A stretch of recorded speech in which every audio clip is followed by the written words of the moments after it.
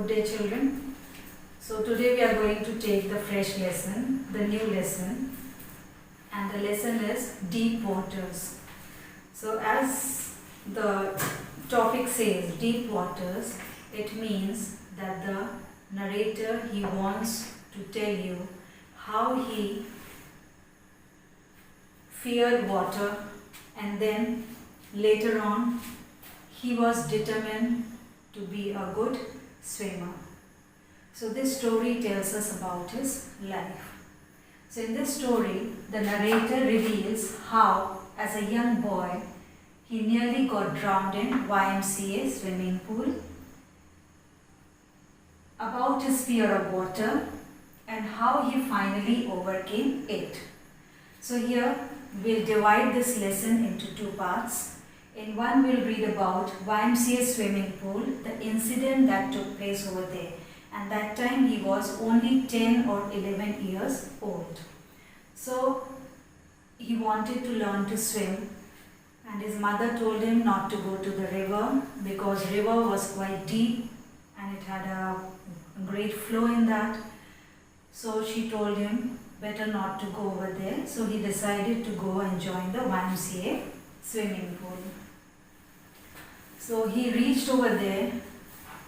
No one was there. Only he was alone.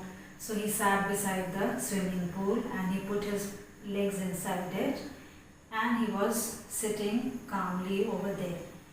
Then one fat fellow, a boy of at least 18 years old, he came over there and he said, "Hey boy, shall I throw you in water?" And within a second he picked him up and threw him in water. And the narrator, he did not know what to do, but his mind decided, it came to his mind that when his legs will touch the floor of the pool, he will quickly take a jump and then he'll come on the top, on the surface, and then he will try to swim across and he'll come to the side. So he went slowly inside, and then when he tried to take a jump, the legs could not give a strong jump to him, so he could not come on top. He came up little bit and then again he started sinking.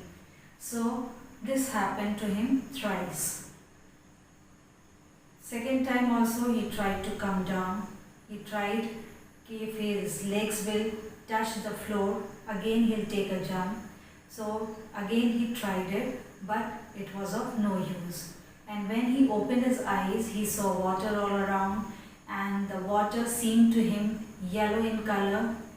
All dirty water could be seen in his eyes because his eyes was filled with water. Even his lungs were filled with water, and he was not able to understand how he is going to save himself. And then finally he felt all his body strength gone, and he thought, now the end has come. And you must have experienced that when you feel giddy or when you are feeling unconscious, that time your body becomes loose and it seems as if you are feeling free. And then the narrator's body also felt like that, and he was thinking that now he will die peacefully. And then afterwards, when he opened his eyes, he saw himself lying outside beside the pool. The people were working over him, they were pressing him, the water was coming out of him. The other people were shouting at that boy who had thrown him in water. And then after that he quietly got up, when he was feeling quite strong, he got up and walked home weakly. Means he was feeling very weak and he walked towards his home. He trotted towards his home. So here from the lesson I want to read and I want to tell you. I am not going to explain you. I will only read the paragraph and I will tell you. It had happened when I was 10 or 11 years old. I had decided to learn to swim. There was a pool at the YMCA in Yakima that offered exactly the opportunity. The Yakima river was treacherous. It was very dangerous. Mother continually warned against it, and kept fresh in my mind the details of each drowning in the water. So mother always told him that many people got drowned in water, so it's better you don't go over there. But the YMCA pool was safe. It was only 2 or 3 feet deep at the shallow end, and while it was 9 feet deep at the other. So the pool, it was one side 2 or 3 feet deep, and at the other side it was 9 feet deep. The drop was gradual. It was not slopey, it was gradual. I got a pair of water wings and went to the pool, and then he took the water wings to learn how to swim. And I hated to walk naked into it and show my skinny legs. So he was lean and thin, and he did not want to go inside water without his clothes. But I subdued my pride and didn't. But he had to remove his clothes and go inside the water.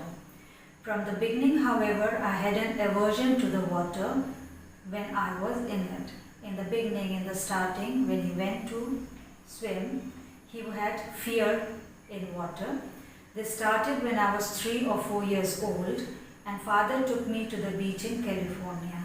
And the fear was because when he was 3 or 4 years old, his father took him to the California beach, and there when the father and the child, means William Douglas, they were standing at the side, and the narrator was clinging to him, he was holding him, and the big wave came and knocked him down.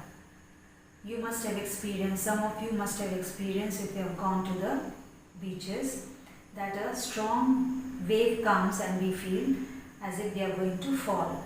So here this small child, it fell down, and it was quite for a longer distance he was swept inside the water, and he was buried inside water, and he was feeling breathless. His breath had already gone, and then he got frightened of water, and the father started laughing at him, and from that time the terror was inside his heart about the waves. So that time he was only 3 or 4 years old, and this time when he was in YMCA pool he was 10 or 11 years old.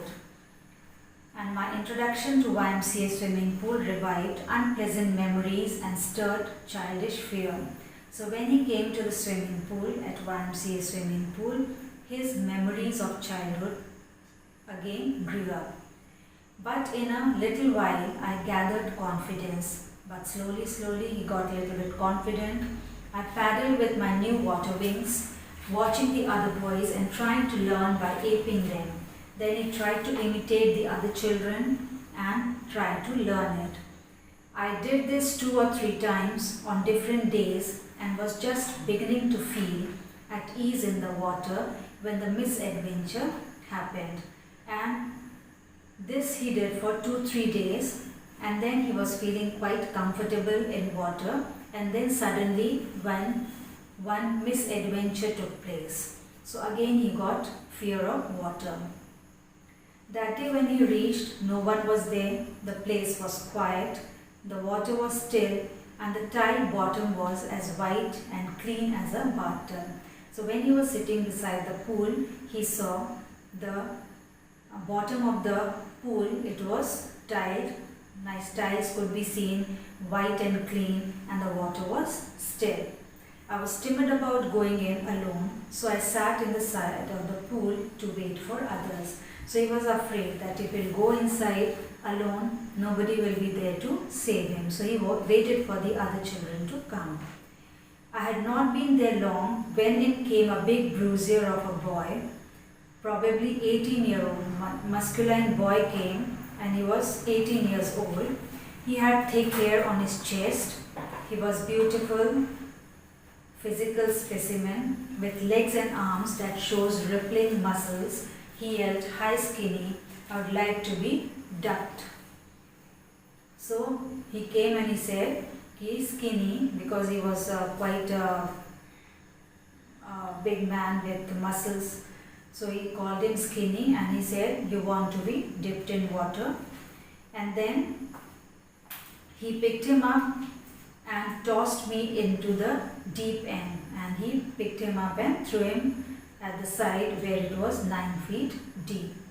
I landed into the sitting position, swallowed water and went at once to the bottom. I was frightened but not yet frightened out of my wits. So he was in the sitting position only, and when he went inside, water went inside him, and then he started going down.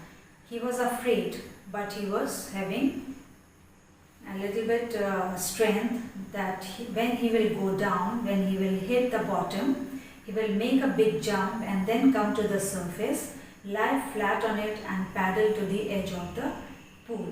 So this happened at the first sinking as soon as the boy had thrown him inside the water. So this way he went down and he tried to save himself, but nothing happened.